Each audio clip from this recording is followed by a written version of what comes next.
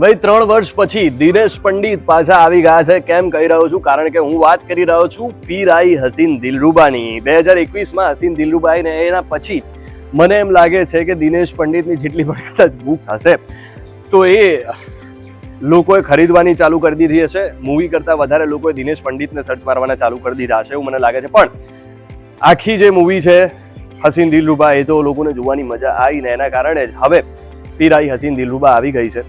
અને કહાનીની આપણે વાત કરીએ તો આ કહાની છે રાની અને રીશુની.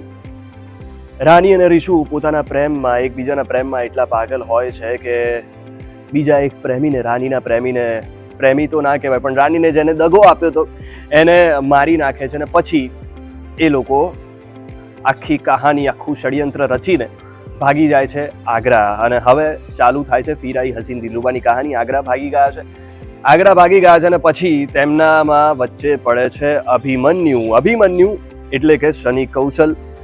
અદ્ભુત એક્ટિંગ કરી છે અને જોવાની મજા આવશે. આમ એમ લાગશે તમને કે એકદમ ભોળો વ્યક્તિ પણ જ્યારે તમે ધીરે જોવાનું ચાલુ કરશો ત્યારે તમને ખબર પડશે કે ભોળા વ્યક્તિઓ કેટલા શાતિર હોય છે. વધારે પડતું મારે નથી કેવું પણ અદ્ભુત મૂવી છે.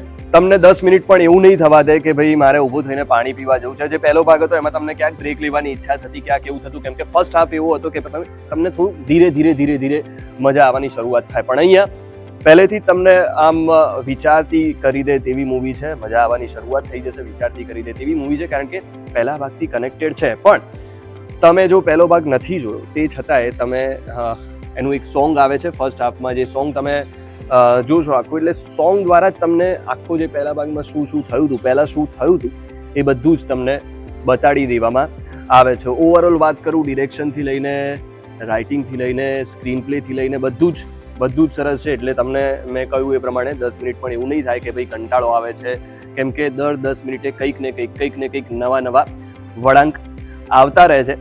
એટલે મને એવી ઈચ્છા જ્યારે હું જોતો હતો મોબાઈલમાં ત્યારે મને એવું થયું કે ભાઈ આ મૂવી થિયેટરમાં આવી હોત તો વધારે જોવાની મજા આવે. પણ કંઈ વાંધો નહીં, આપણા પૈસા બચ્યા. હું આ ફિલ્મને 4 આઉટ ઓફ 5 સ્ટાર આપીશ. બાકી તમે એકવાર જોઈને જોજો તમે કેવી લાગે છે તમને આ મૂવી એ કહેજો અને કમેન્ટ કરજો. ચલો મળીએ, ટાટા.